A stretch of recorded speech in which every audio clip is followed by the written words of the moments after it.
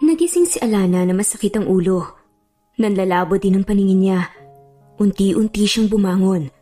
Napabalikwas siya dahil hindi pamilyar sa kanya ang kanyang hinihigaan, maging ang buong kwarto. Ang huling natatandaan niya, may victory party ang buong team nila pagkatapos ng exhibit niya as a newly proclaimed young designer ng bansa. Napakaraming bisita at nagulat siya nang may mga lalaking humarang sa kanya sa labas ng pintuan matapos niyang lumabas ng comfort room. She tried to scream, but one man covered her mouth. Umikot ang paningin niya sa amoy na nalanghap niya and she lost her consciousness. Dahan-dahan siyang bumaba ng kama. Suot pa rin niya ang damit noong nakaraang gabi. Maglalakad sana siya papuntang banyo nang biglang bumukas ang pinto at pumasok ang isang medyo may edad na babae. Maaliwalas ang mukha nito at nakangiti sa kanya. Biglaan niyang naalala ang mama niya at napangiti din siya. Gising ka na pala, hinihintay ka na ni Sir sa baba, handa na ang almusal. Uwi ka nito. Sa punto ng tono ng salita nito, nahinuha niya nga na Bisaya ito. Tumango lamang siya at iminuwestra ang banyo. Pagbaba niya ng hagdan, nakaramdam siya ng gutom nang maamoy niya ang aroma ng brewed coffee. Tumambad sa paningin niya ang mahabang mesa. Nakahain ng fried rice, bacon, fried egg pancakes, and freshly squeezed orange juice. Sa kabiserang bahagi ng mesa ay prenteng nakaupo ang isang lalaki na tansya niya ay nasa 30 na ang edad. Matiim na nakatingin ito sa kanya. Gwapo ito sa tunay na kahulugan ng salitang iyon. Malapad ang mga balikat nito na nababakat sa suot nitong yellow polo shirt. Matangkad din ito sa tingin niya. Sit down, Alana Valencia. It was a deep tone na para bang nagpapataas ng kanyang mga balahibo. Paano mo nalaman ang pangalan ko? Naguguluhang tanong niya. Umupo ka muna at kumain at sasagutin kita mamaya. Kalmadong sabi nito sa pagitan ng pagmuya. This is kidnapping. Natatandaan ko pa kung paano ako hinarang ng mga lalaking nasa tingin ko ay tauhan mo, Mr. Whoever you are. Napangisi naman ng lalaki at tanong nga nito, may proof ka ba? Nakinidnap kita? You are very assuming woman. Nakakalat sa internet ang mga larawan mo dating and kissing different man. Naningkit ang mga mata nito na puno ng pag-aakusa. Hindi mo alam ang buong kwento. Publicity lang yun. Depensa naman ng babae. Ang mga larawan na tinutukoy nito ay fabricated lang. Gawa-gawa lang. Pero wala siyang balak magpaliwanag dito dahil lalo nang kumukulo ang dugo niya. Alam mo ba kung anong tawag nila sa'yo? Flirt and skirt designer of the decade. You are mixing your business with pleasure. No wonder. Pati ang ama ko ay napaikot mo sa mga palad mo. Namumula na ito sa galit. Lumabas din ang tinitimpi nitong saloobin. But wait, sino nga kaya ang tinutukoy nito? He was never been involved sa matandang lalaki. Old man? Hindi. At yung mga lalaking na-involve sa kanya, kahit kailan ay wala naman siyang naging boyfriend, isa man sa mga yun. Yes, marami siyang suitors pero hindi niya ine-entertain ng mga ito. Simpleng buhay lang ang kinalakhan niya. Galing silang probinsya ng kanyang ina. Namasukang labendera ang mama niya sa isang mayamang naninirahan sa Maynila. Pinag-aral siya ng high school ng mga ito. Pero dahil sa may mga anak rin ang amo ng mama niya, hindi na siya nakapag-college pa. Nag-working student siya, pero 17 pa lang siya at walang mapasukan ng trabaho, kaya tumigil lang siya matapos ang isang semester. Kung nasaan man siya ngayon, pinaghirapan niya yun. Walang ideya ang mga tao kung ano ang kailangan niyang suungin bago nga marating ang lahat ng meron siya ngayon. Kaya wala silang karapatan para i-judge siya. Sadyang, ganoon lang yata talaga ang mga tao. So, hindi ka na makasagot. Bakit? Naaalala mo na ba that you slept with my father? Inakit mo siya para hututan mo ng pera. Mahina lang ang pagkakasabi nito pero parang bomba sa pandinig niya. Hindi ko alam ang sinasabi mo. I don't even know your father, for Pete's sake. Mariing sabi nga ng babae. Ano ba ang nangyayari sa lalaking to? At bakit pinagbibintangan siya ng kung ano-ano? Sa isip nga nito. Guwapo sana ito at mukhang mabango pero napaka-judgmental naman pala nito. His name is Enrico.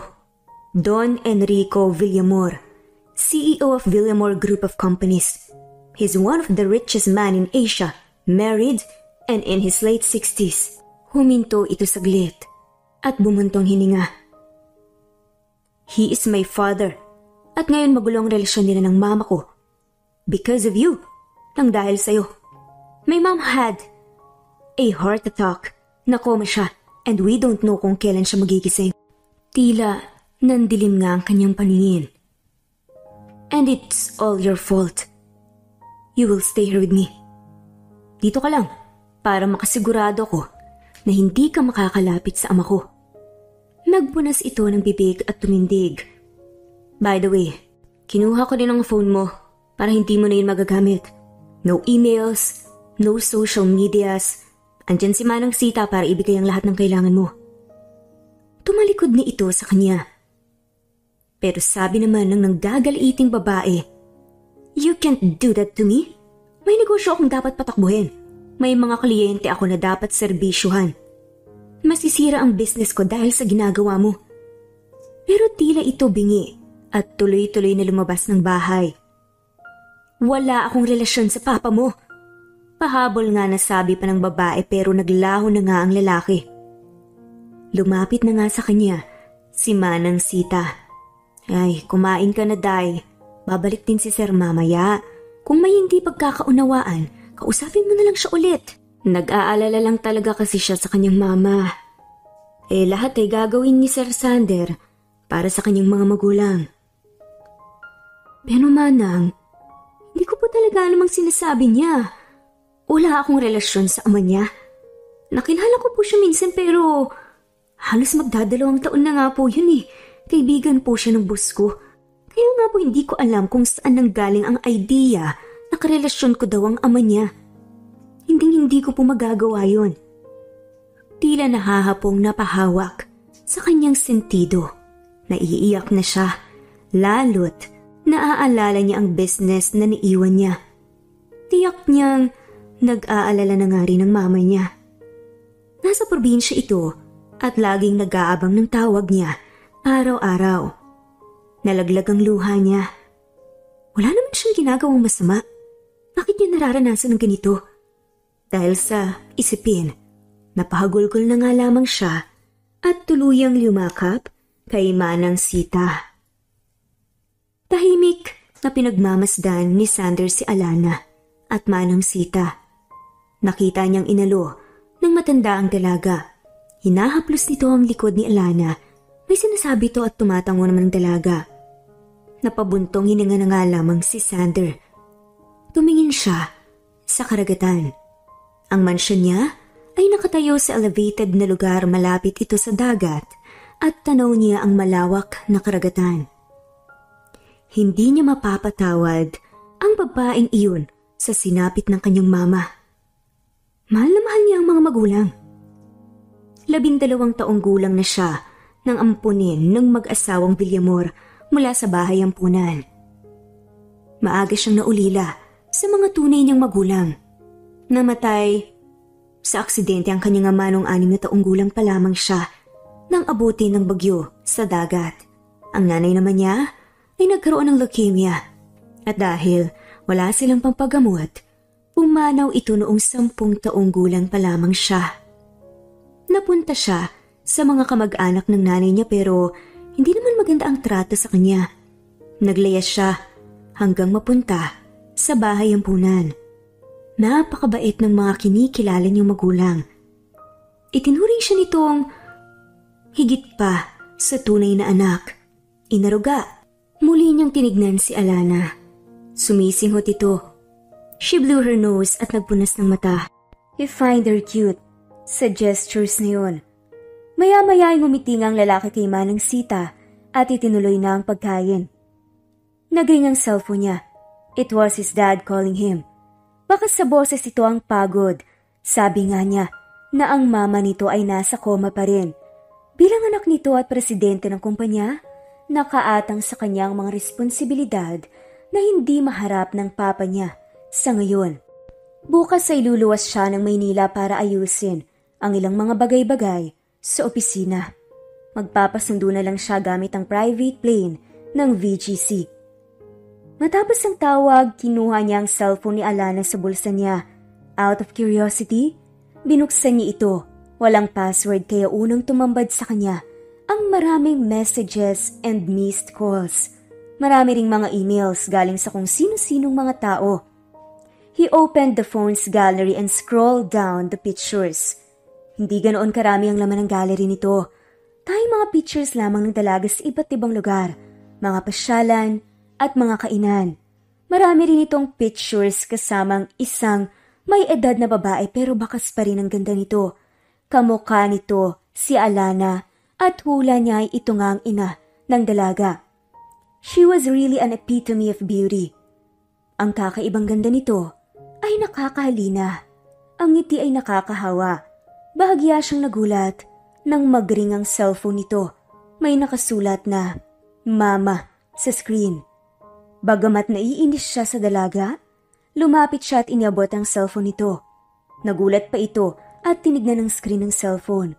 Mabilis na kinuha ni Alana ang cellphone sa kamay ng lalaki at lumayo ng bahagya. Lihim siyang nakikinig dito. For sure, magsusumbong ito sa ina. Hello ma, okay lang naman po ako. Medyo nakatulog ako ng matagal kaya ngayon lang po ako nagising. Tatawagan ko po ulit kayo mamaya ha. Nasa bahay po ako ng isang kaibigan. Hindi naman po. Mababait sila. Baka po hindi ako makadalaw dyan this week. Pero pipilitin ko po. I love you, ma. Mahinahon, sabi nga nito. Pinatay ni Alana ang cellphone nito. Kip-kip nito yon. Dahan-dahang iniabot sa lalaki. Baka sa mata nito ang lungkot at pinaghalong takot at pag-aalala. Kinuha pa rin niya. Kahit medyo nakokonsensya na nga si Sander. Tinalikuran niya ito at dumiretso sa study room. Pabalibag niyang isinarang pinto. Pinuksan niya ang laptop. Tinawagan sa Skype ang kaibigan si Lance. He is in the US right now. Business partner niya ito at matalik din na kaibigan. Hey bro, what's up? It's a surprise call. I know how busy you are. Tumatawa si Lance habang kausap siya. Nasa Gimaras ako ngayon. I need to go back to Manila as early as tomorrow. Sagot niya. Wow! Don't tell me na itinuloy mo ang pagdadala kay Alana Valencia sa bahay mo. That's foul, dude. You don't have any proof na mistress siya ng papa mo. Aside sa mga pictures niya na nakita mo sa mga gamit ni Tito Rick and a bank account na nakapangalan kay Alana. Paliwanag ni Lance. At sino ba si Alana Valencia para bigyan ng pera ni Papa? At bakit may mga pictures siya ni Alana? Pati na rin yung mga pictures ng bawat achievements nito. But you don't found any pictures na magkasama sila, right? Kahit simpleng dinner date, wala nga. Di ba nag-hire ka pa nga ng personal investigator para subaybayan ng papa mo? Pero wala siyang naipakitang proof. Napailing na nga lamang ang lalaki at sabi nga nito, basta, I need to find out the truth. She's a home-wrecking bitch and I'll punish her. Tinapos na nga ni Sander ang tawag at nagsimulang magtrabaho. Dahil naiinip si Alana, lumabas siya ng bahay at nag-ikot-ikot na nga muna sa paligid. Kung ibang pagkakataon lamang ang sitwasyon niya ngayon, talagang ma-appreciate niya ang lugar. Maganda ang kinititirikan ng mansyon. Tahimik at payapa ang paligid. Alam niyang malayo sa kamay nilaan ang nayon. Dumako siya sa garden at nakita niya ang mga bulaklak. Maganda sana yun pero parang kulang sa alaga. Napangiti siya. Kesa buruhin nga niya ang kanyang sarili sa lugar, At sa pag-iisip kung paano makakatakas, mabuti pang mag-asikaso na lamang siya ng mga halaman. Besides, pastime niya rin ito, ang pagiging plantita. May ilang oras na nga siyang nagbubungkal at nagtitrim ng halaman nang biglang dumating si Manang Sita. "Anong ginagawa mo? Mainit na dito. Naku, bata ka, madumi yan."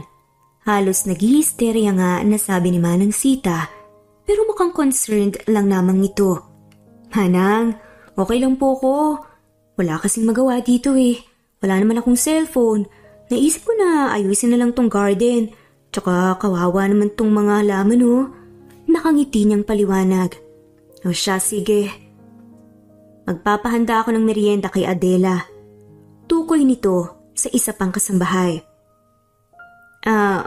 Okay na po kahit wala, Manang, pero sige na nga po. Sandwich lang po, Manang. Yung egg sandwich po hard-boiled egg at mayonnaise po. Request pa nga ni Alana sa matanda. Tumawa na nga lamang ito at tumango. Naaalala niya ang mama niya at dahil kay Manang Sita, nababawasan kahit papano ang lungkot niya. Itinuloy niya ang ginagawa. Maya-maya ay tumulong na nga rin si Manang Sita sa ginagawa niya. Tawa siya ng tawa dahil may pagkakomedyante si Adela. Basa na siya ng pawis pero gumaan ang pakiramdam niya. Naulinigan ni Sander ang mga tawanan at ingay sa labas. Sumilip siya sa bintana ng study room. Nagkakatuwaan sina Alana, Manang Sita at Adela sa may hardin. Kitang-kita niyang nangingintab na sa pawis ang dalaga at marumi din ang mga kamay nito. Wala itong suot na guwantes o kahit anong proteksyon laban sa mainit na araw. Tawa ito ng tawa dahil sa mga ikinukwento ni Adela. Muli niyang tinignan ng cellphone ng dalaga. May nag-pop up na message. "Where are you, babe? Call me back." Isang nagngangalang Lindon ang naka-phone book. Marami din itong mga missed calls. Umugting ang mga panga niya. Tila yata maraming napapaikot ang babaeng yun. Sa isip-isip nga ni Sander.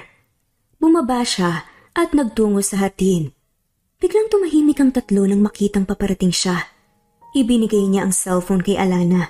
Hindi siya nagsalita pero umupo siya sa stool malapit sa dalaga. Halata ang pagkailang nito sa presensya niya.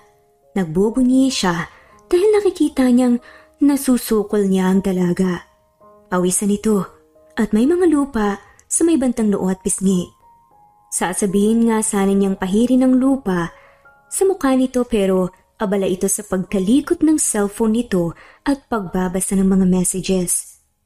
Nang tumingin ito sa kanya, nagtama ang mga mata nila. Napaawang nga ang kanyang labi at napakagat siya dito. Parang may sasabihin pero tumungo lang ito. "May dumi ka sa mukha mo, Miss Valencia." Mahinang sabi nga lamang ni Sander. Pero sapat na ito para marinig ng dalaga. Nagpahid ito ng noo at mukhang gamit ang likod ng palad. Pero may mga natira pang lupa. Bumuntong hininga siya at kaagad na pinahid ang natirang dumi sa makinis niyang pisngi. Medyo umurong pa ito, tanda na naiilang nga siya. "Kung makaurong ka naman, parang hindi ka nahahawakan ng mga kalalakihan sabi nga ni Sander, sarcastically. Tinabig nito ang kamay niya at tumayo. Halata sa mukha nito na hindi nito gusto ang narinig.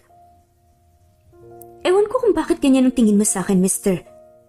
Sana naman sa sunod, Mr. Villamor, kilalanin mo nang mabuti ang isang tao bago mo hatulan at pagdudaan ng kung ano-ano. Napaka-judgmental mo, alam mo ba yun?" Nagmamarcha itong pumasok sa loob ng bahay. Iniwan nito ang cellphone sa table at gigil na sinamaan ng tingin si Sander. "Bakit di pa bumababa si Miss Valencia? Tawagin mo nga ulit, Adela." Mando ni Sander sa katulong. Kanina pa siya naghihintay sa hapag pero hindi pa rin ito bumababa. May balak yatang mag-hunger strike. Sir, ayaw nga pong bumaba busog pa daw siya." Paliwanag ng maid niya. Kailan ba siya huling kumain?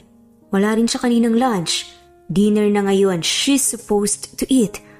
Oo nga at kinidnap niya ito at itinago sa isla pero wala naman siyang balak na patayin ito sa gutom. Maaga pa naman siyang aalis bukas pa Maynila. Hinilot niya ang sentido. Pinapasakit talaga ng babaeng yun ang ulo niya. Tahimik na nakahiga si Alana. Gutom na siya. Pero ayaw niyang makasabay ang unggoy na yun. Saksakan ng yabang at arugante.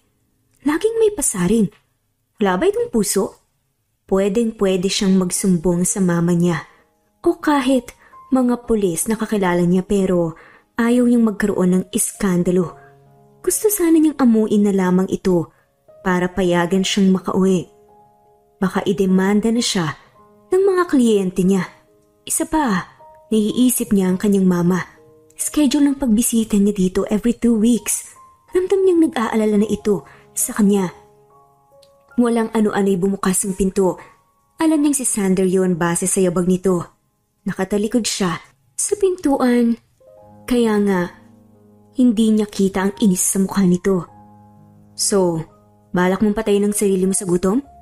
Nanggigigil na sabi pa nga ni Sander. Di maganda. Patay na ang mistress ng papa mo. Diba dapat maging masaya ka pa? Total yun naman ang pinaniniwalaan mo. Sarkastikong sagot niya. At saka, hindi ka man lang marunong kumatok.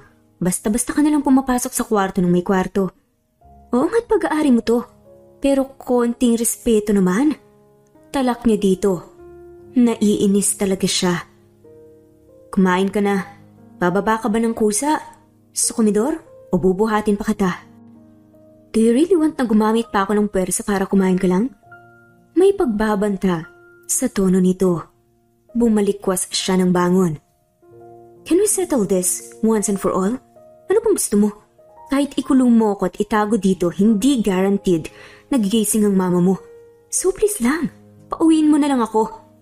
Nalaglag na ang mga luha niya sa pinaghalong inis at sama ng loob. She doesn't deserve this. Magigising pa ang mama ko and I promised to her na aalisin kita sa landas ng pamilya ko. Hindi ang gaya mo lang ang sisira sa relasyon ng magulang ko. Matalimang matangturan ni Sander sa kanya. Akala ko ba matalino ka? Bakit hindi mo tanungin ang papa mo? Kumpirmahin mo sa kanya dahil nagsasabi ako ng totoo. Isang beses ko lang na-meet si Don Enrico Villamor at hindi ko na nga siya halos matandaan eh. Pero ikaw, bakit pilit mong ginikiit na may relasyon kaming dalawa kahit wala naman talaga? Pasigaw na sabi na nga ng babae. Don't you dare raise your voice. Baka malimutan kong babae ka. Banta naman ni Sander sa kanya. Pero lumapit ang babae sa kanya at nilapit nga ang mukha nito sa lalaki. At bulong nga niya. So, anong gagawin mo ha, Mr. Alexander Villamor? You abducted me. Wala akong lakas na labanan ka. Pero pag may pagkakataon ako tatakas ako dito. Mangyayari yun kung lalanguyin mo ang karagatan na yan. Nilapit din ni Sander ang kanyang muka bago sumagot. Na parang nagbabanta pa nga tumalakip-kip ito. I'd rather die kaysa makasama ka pa ng ilang araw sa bahay nito. Malamig na tugon naman ng babae. So balak mong tumakas. Pero ngayon pa lang, parurusahan na kita. Bago pa siya nakahuma, nakabig na siya nito at siniil ng matamis na halik. Mapagparusa ang halik nito. Ang mainit na labi nito ay pumupuhay sa kamalayan niya. It's not her first time na mahalikan, but this man's kiss was different. Biglang bumagal ang galaw ng labi nito. Nagiging masuyo. She responded in his kisses without any hesitation. Pero biglang nagring ang cellphone sa bulsa nito. At base sa ringtone nito, alam niyang telepono niyang tumutunog. Tumigil ito sa paghalik sa kanya. Bumuntong hininga ito bago kinuha ang cellphone sa bulsa ng pantalon nito at iniabot sa kanya. Walang sabi-sabi itong lumabas ng kwarto. Yes, Lyndon. Anong balita? Alana's voice kept on ringing on his ear. Lalo na't narinig niya kung sino ang tumawag. That Lyndon. Itong lalaking maraming messages at panay-panay ang tawag sa phone ng dalaga. Dumiretso na nga lamang siya sa bar at inisang lagok ang vodka na isinalin niya sa baso. Inalala niya kung paano siya nagplano na bihagin si Alana Valencia It was the same night na na-comatose ang mama niya. The same night na nakita niya ang mga pictures ni Alana na itinatago ng papa niya. Ang mga bank accounts, pati ang kotse na binili ng ama para sa dalaga.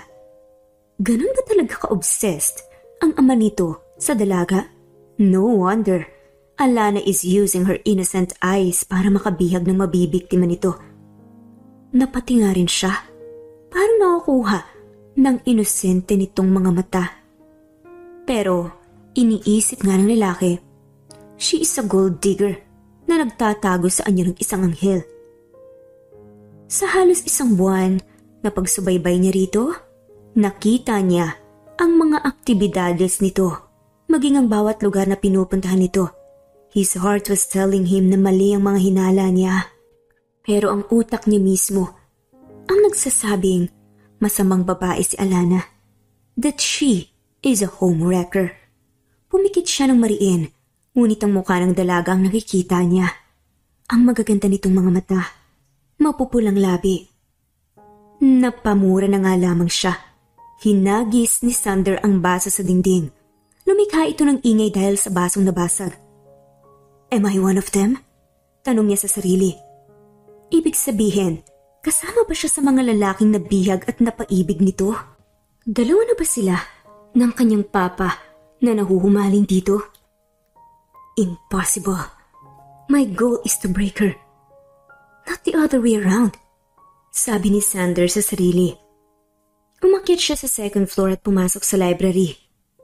Nakita niya sa mga magazine doon na naka-feature ang dalaga, pati ang mga designs nito. Pinuksan niya ang computer doon at nag-research sa Google. Gusto niyang malaman pa ang mga bagay-bagay tungkol dito, maliban sa kung saan ito nag-aral at kung sino ang ina nito. Wala na siyang malaman pang personal na impormasyon tungkol dito. Ang mga nalink naman dito na mga modelo, artista at politiko ay halos salat din sa impormasyon. May isang heredero pa nga na tinagurian itong heartbreaker dahil mailap daw ito. Pagigil na pinatay niya ang computer. Muli niyang inalala ang isang pangyayari noong palihim niyang sinusundan ng dalaga na may isang buwan nang nakakaraan.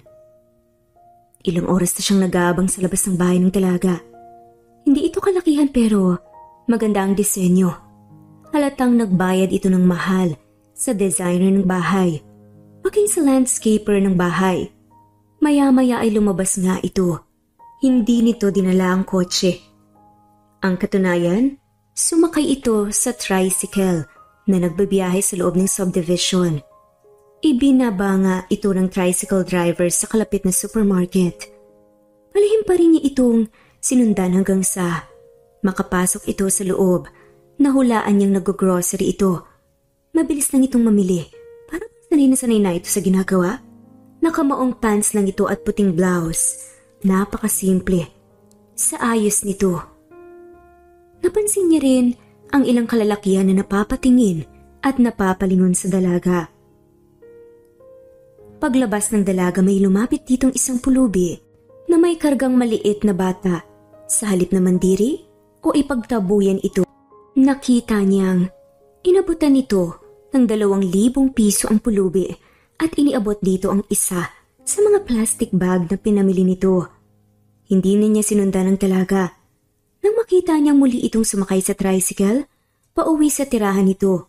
Ang mga nasaksihan niya ay patunay na hindi ito masamang tao. Ngunit pilit niyang isinisiksik sa utak niya na masama ito at maninira ng pamilya. Kaya sinimulan nga niyang planuhin kung paano ito ilalayo sa buhay nito sa Maynila. Nang magkaroon siya ng pagkakataon, pinasundan niya ito at ipinadukot sa ilang tauhan niya.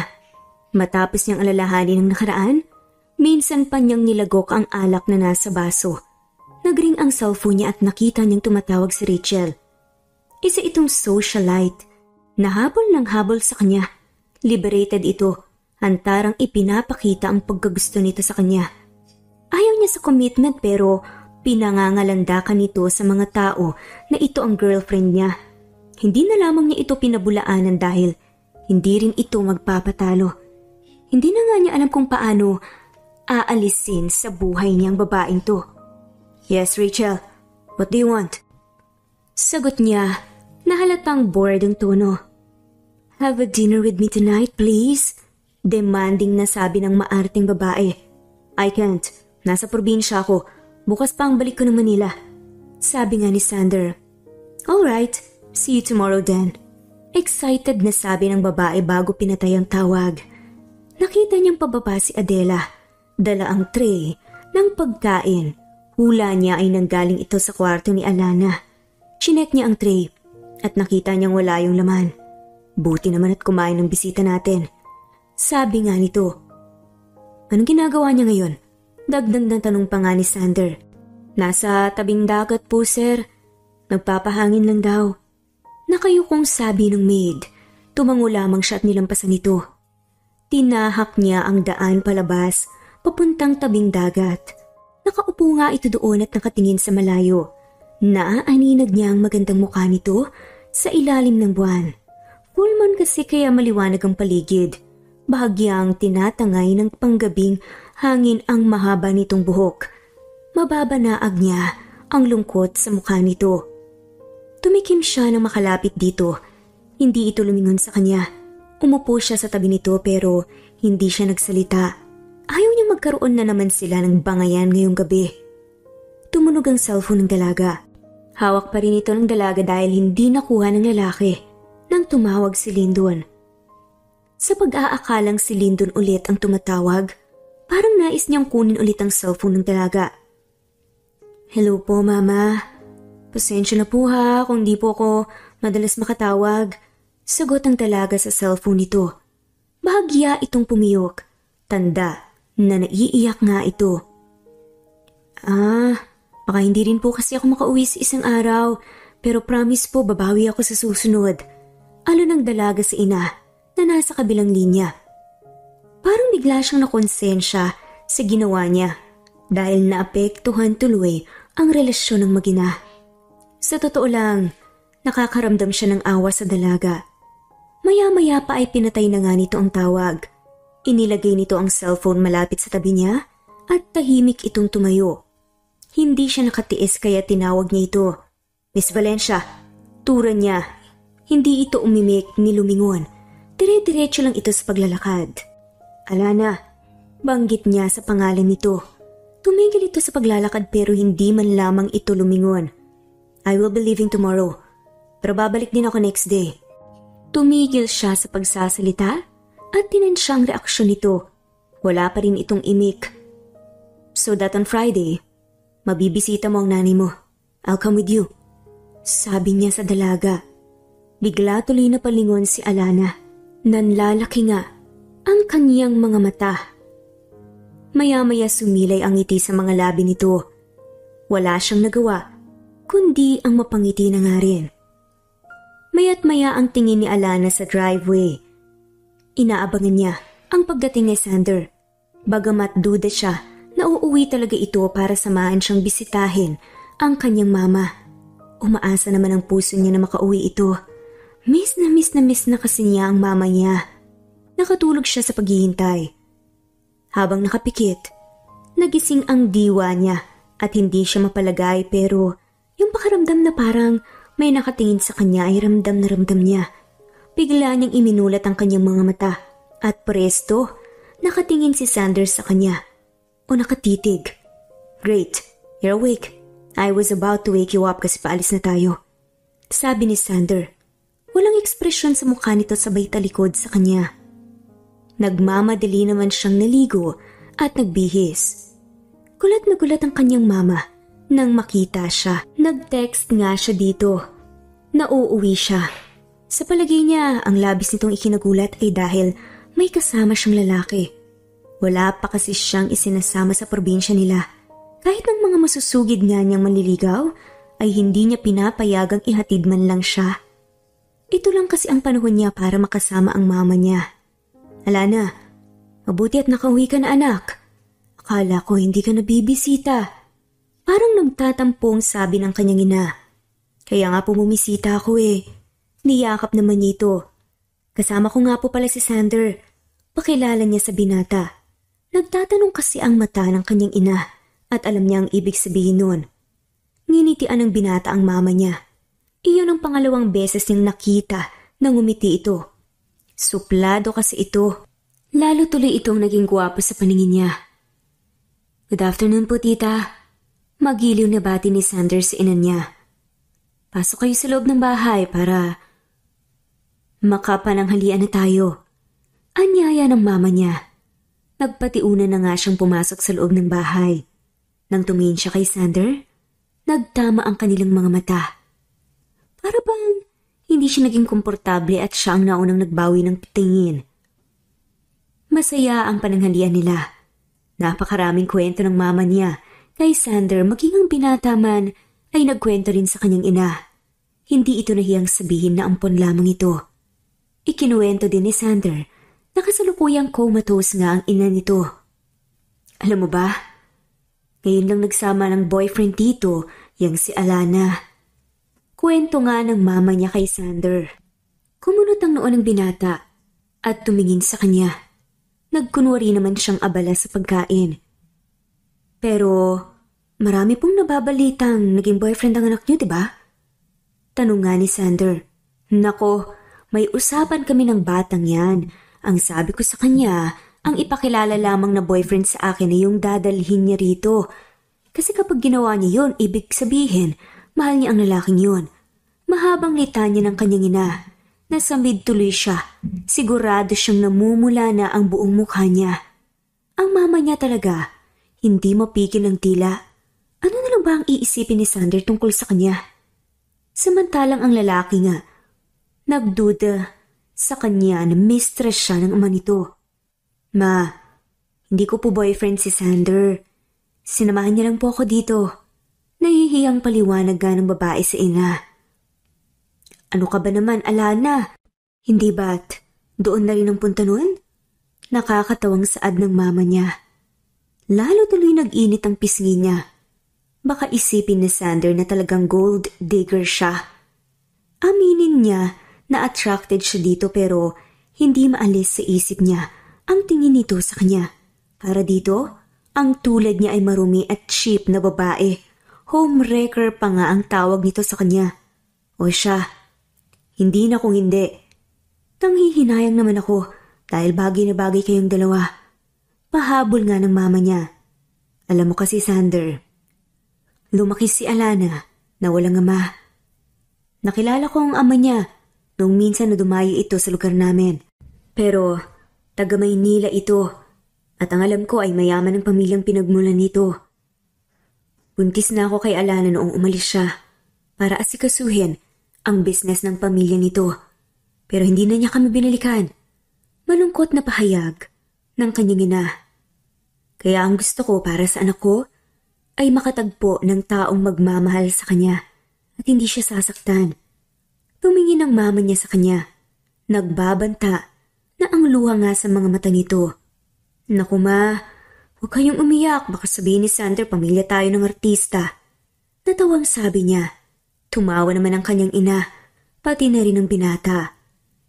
Matapos ang hapunan, nagboluntaryo na nga siyang maghugas ng pinggan. Umakyat ang kanyang ina. Sa second floor kasama ang kanilang kasambahay para ihanda ang tutulugan ni Sander. Ilang na ilang si Alana dahil nakaupo si Sander sa may lamesa malapit sa lababo. Hindi man niya ito nakikita.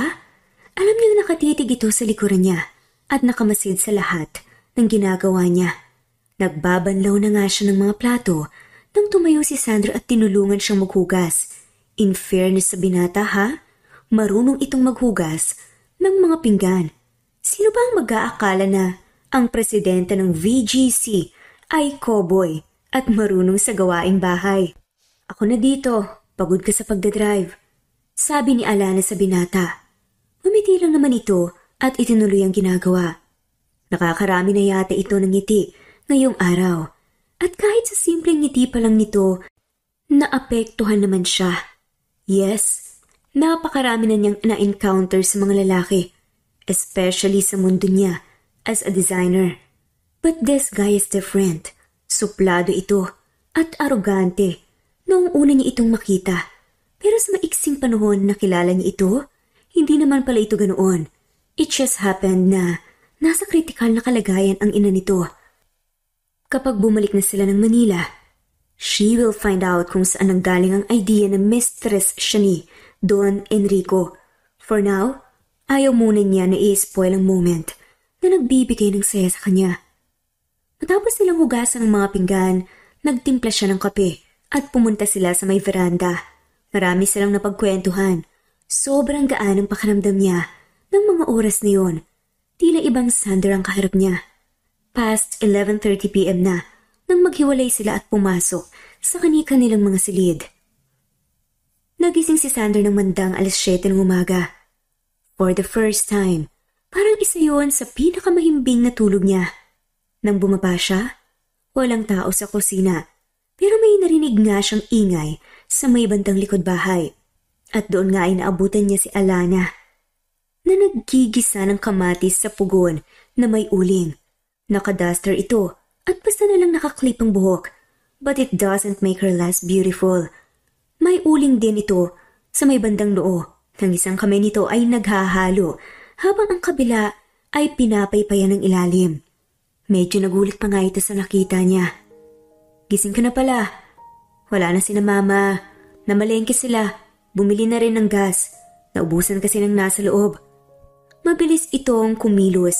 Matapos itong maggisa ng kamatis, nagprito na nga ito ng talong at tinapa. Aliw na aliw nga si Sander na pinagmasdan nito. Kain na tayo. Baka maya-maya pa sina mama. Lalamig kasi ang pagkain. Anyaya nga nito kay Sander. Tinulungan nga siya nitong dalhin sa loob ang mga niluto nito. Kumakain ka ba ng pritong talong at tinapa? Tanong ni Alana. Kababa kasi ng pag-aalala sa mukha nito. Wala kasing stock sa ref, pasensya na ha. Ngayong araw kasi namamalengke si mama. At ito lang ang nakita ko sa kusina. Sabi nga ni Alana habang nagtitimpla ng kape nila. It's fine. Kumakain ako ng tinapa at talong. Honestly, I miss this kind of food.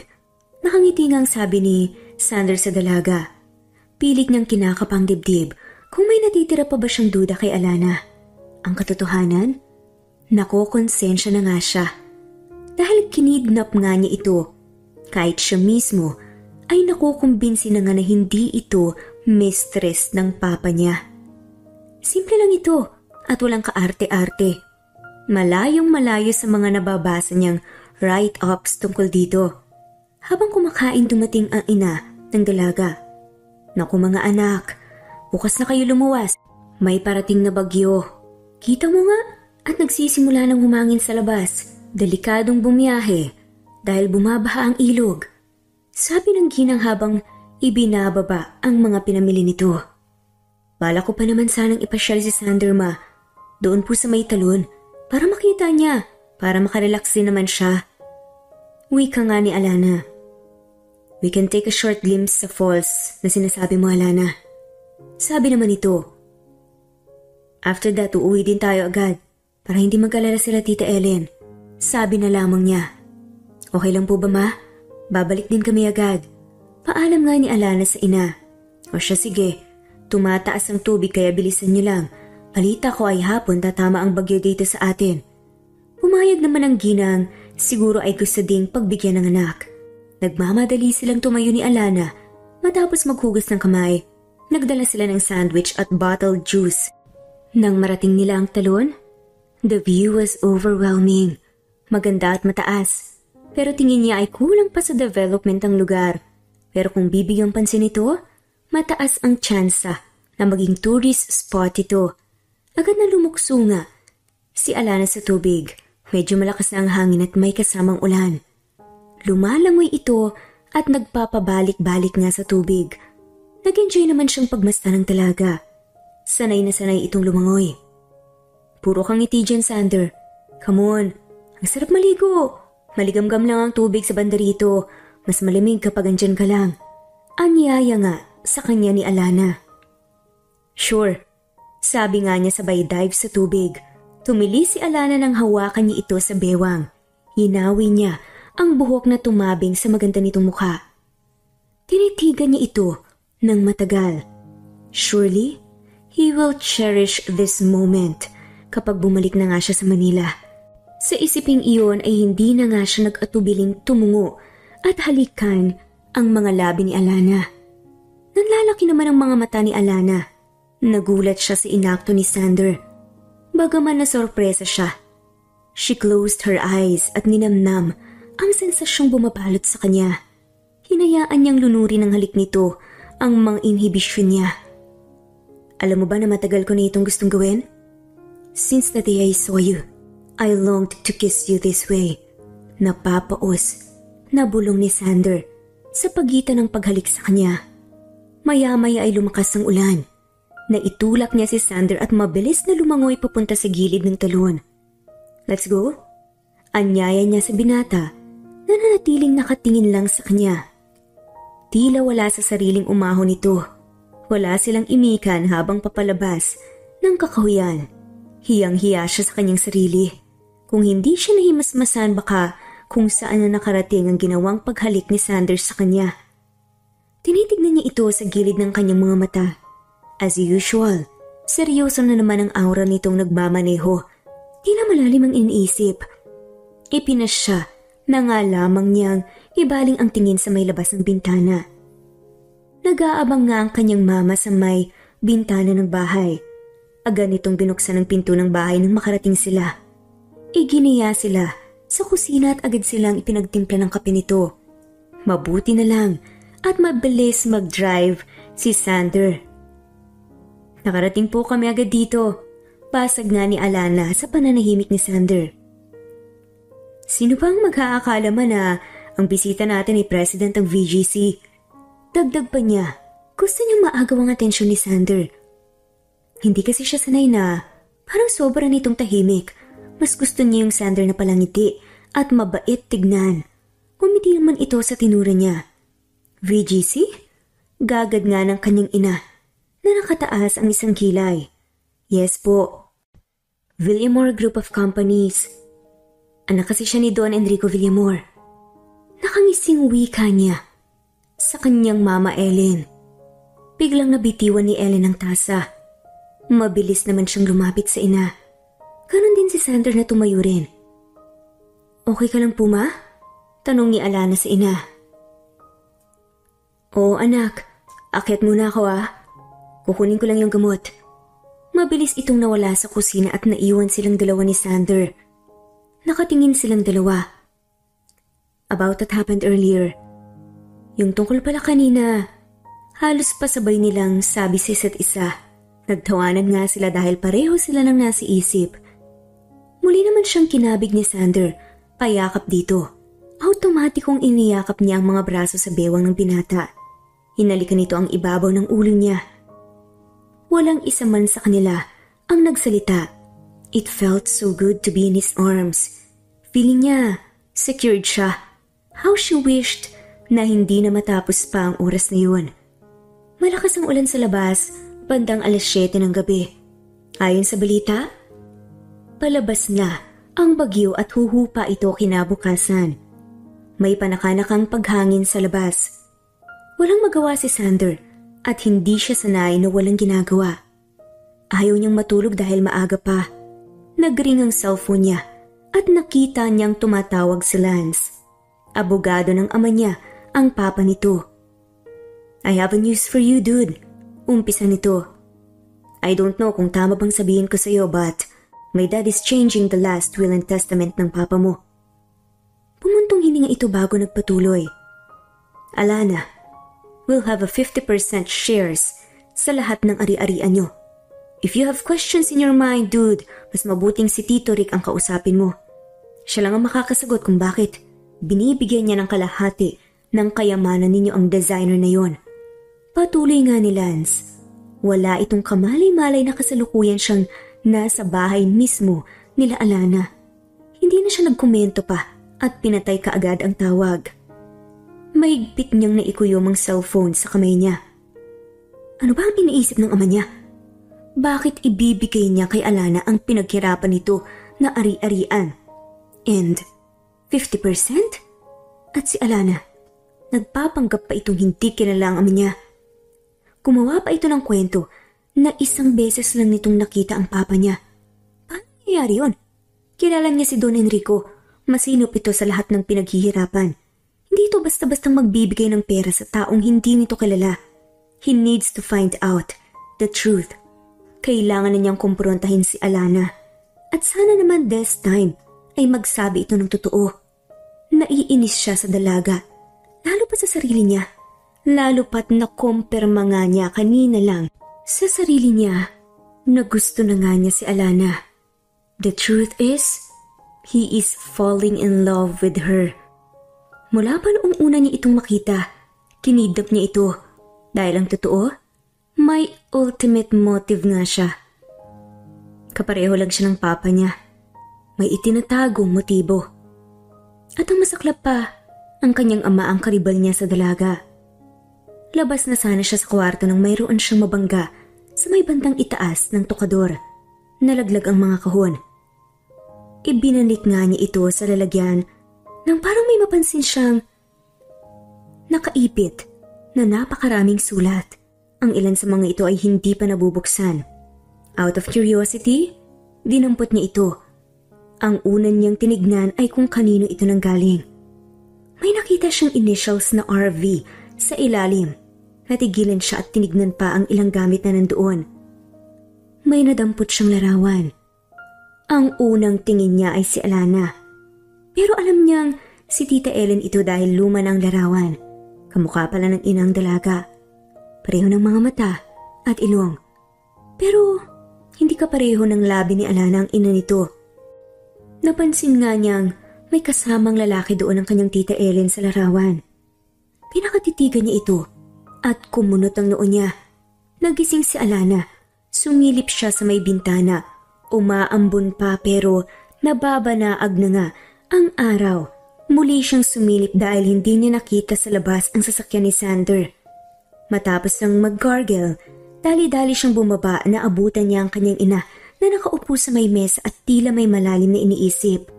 Good morning, Ma. Hinalikan niya ito sa pisngi. Nahalata nga niya ang malalim nga na mata nito. Ngumiti naman ito pero hindi nga umabot sa mga mata nito. Nasaan na po si Sander, Ma? Tanong niya sa ina. Tumalikod siya dito para itago ang lungkot sa mga mata niya. Kahit alam na nga niya ang sagot, na posibleng umalis na nga ito. Gusto pa rin niyang kumpirmahin.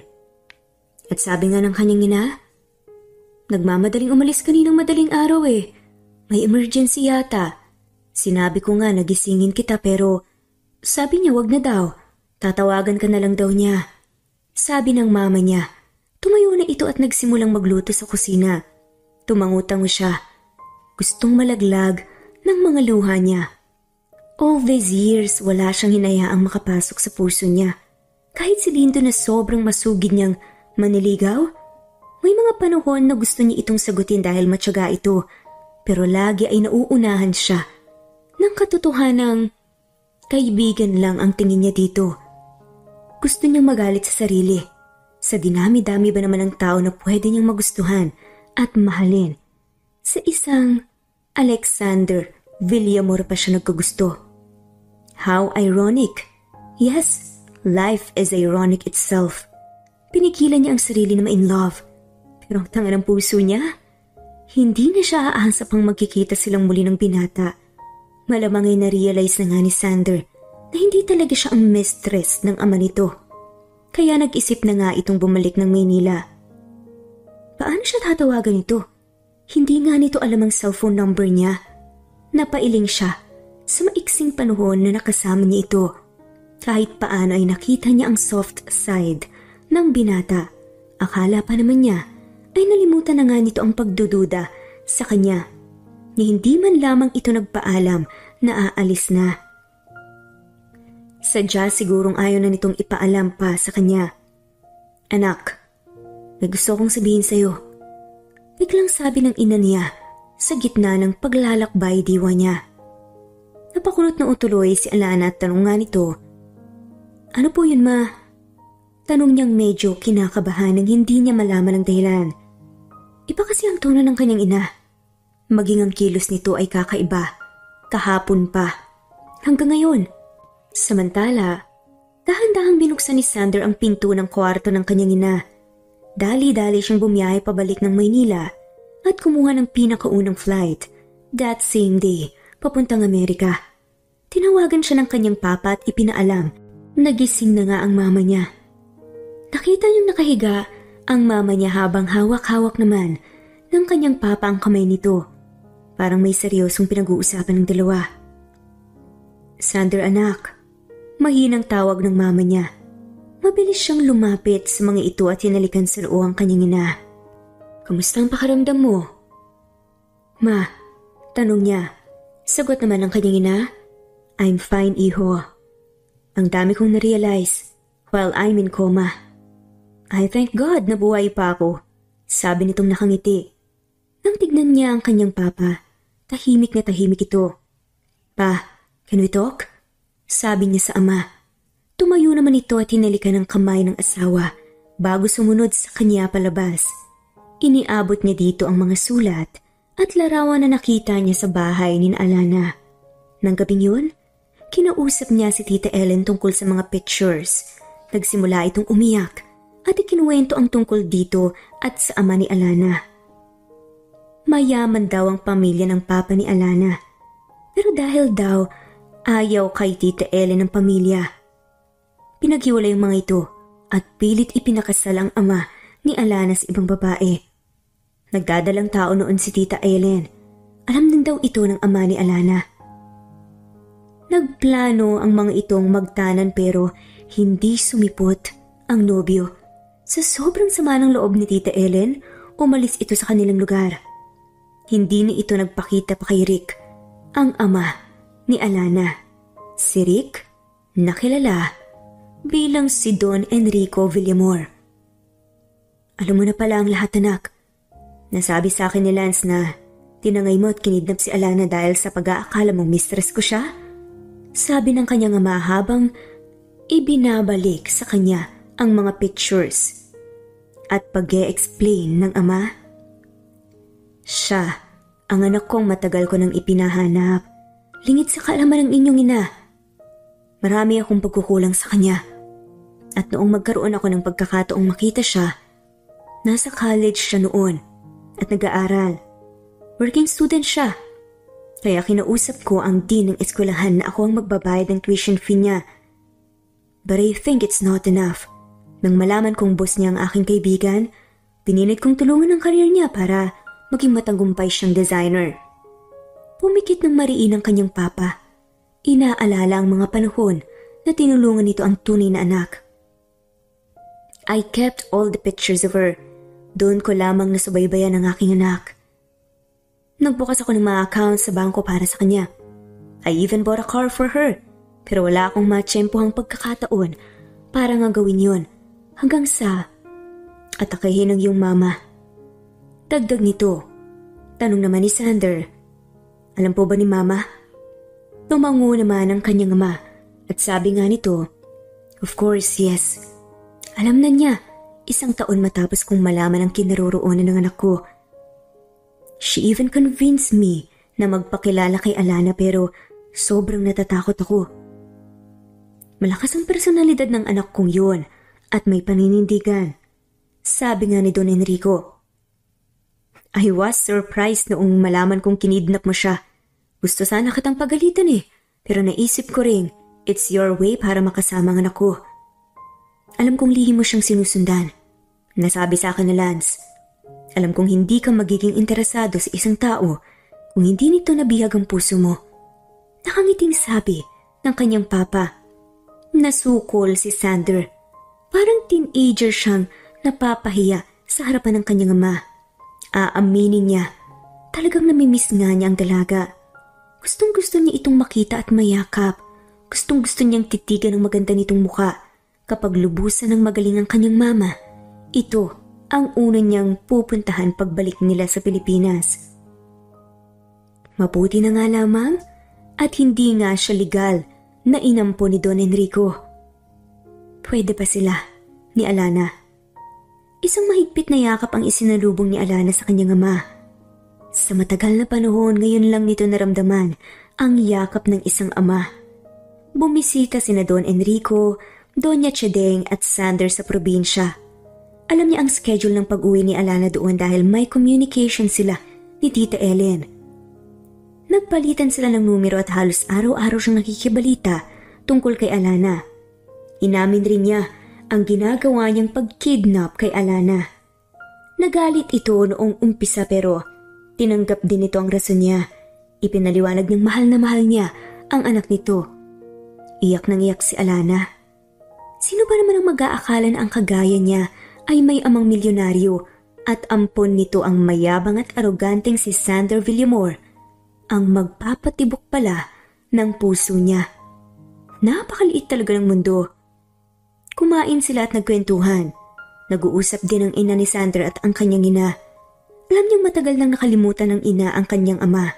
Inamin ng mama niya sa kanya na nakapag-move on na nga ito at tinanggap na ang papa niya ay hindi na bahagi ng kanilang pamilya dahil may legal itong asawa. Alam din niyang mahal ni Don Enrico ang asawa. Tumayo siya at naglakad sa likod bahay. Napakasarap ng pakiramdam ni Alana. Humugot siya ng hininga at tumingalanga sa langit. Napakaraming bituin. May I know kung anong iniisip ni Miss Valencia? Nakangiting bati nga ni Sander dito. Nakapamulsa ito at gwapong-gwapo nga sa paningin niya. What do you care, Mr. Villamor? Pangungulit din niya dito. Sa isang mabilis na hakbang ay nakalapit na ito sa kanya. Inawi nito ang buhok niyang tumatabing sa kanyang muka dahil sa ihip ng hangin. Tinitigan siya nito para siyang matutunaw. I missed you. Sabi nito sa kanya at hinalikan ng kanyang mga labi. Nakakarami na yata ang halik ng lalaking to samantalang hindi naman siya naging nobya nito at hindi rin naman naniligaw. Tinulak niya ito. Nakakarami ka na sabi nga niya. Manligaw ka kaya muna. Sabay humalukip-kip siya. I won't do that. Aroganteng sabi naman ni Sander. Nababaliw na ba siya? At bakit aber? Sabi nga ng babae. Because I am here to ask you to marry me, whether you like it or not. Pero alam ko namang may gusto ka rin sa akin, kaya hindi mo na palalampisin ang chance na to. Nakangisi ito at nanunodyo. Honestly, I fell in love with you. Noong una pa lang kitang makita, pahayag ni Sanders sa kanya. At para malaman mo, mas nauna kitang nakita kaya mas mahal kita. Dagdag pa nito. Umirap naman ang babae dito. Bigla siya nitong binuhat. Tumili siya ng malakas at nagsilabasan ang mga magulang nila na nasa loob ng bahay. Huwag niyo na akong pigilan, Dad. Papakasalan ko na si Alana. Sa ayaw. At sa gusto niyo. Sabi nga ni Sander sa mga magulang habang karga-karga siya. Nagtawanan nga ang mga ito. Alam ni Alana na magsisimula na ang bagong yugto ng buhay niya. At makalipas nga lang ang 6 na buwan, matapos nga ang lahat ng preparations, ay sa wakas dumating na nga ang pinakahihintay nila at nag-isang dibdib na nga sina Sander at Alana. Todo suporta naman ng mga kaibigan at pamilya nila. At makalipas din ang ilang buwan, binayayaan nga sila ng cute na supling na talaga namang naging inspirasyon nga nila para mas maging matatag ang kanilang samahan. Sino ba naman ang mag-aakala na ang dating pinagbintangan na mistress ng isang bilyonaryo ay ito pala ang magiging asawa niya? Dahil ang babaeng ito pala na sinasabi niyang kabit, dalisay pala ang kanyang puso. At dito na nga nagtatapos ang kwentong pagmamahalan nila Sander at Alana. Maraming salamat po sa lahat ng mga walang sawang sumusubaybay at shoutout po sa mga sumusunod. Elsa Dishman, Carmencita Villegas, Cristal Hilario, Austin Alito, Jane Rosario, Lorna Mariano, Roslyn Aguilar, Neva Fajardo, Juvelin Romero, Estrelita Magana, Fe Navares, Ceciliana Val, The Jessica Rose, Marites Henry, Lynn Obra Rex Roy, Rose Olalia, Carmelita Mendoza, Jean Ne Cordero, Tuan Hao Chua, Alit Pahe, Bernadette Monoy, Shirley Bautista, at shoutout na rin po sa lahat ng mga walang sawang sumusubaybay. Maraming salamat po. At muli, ito ang Jay's Amazing Stories.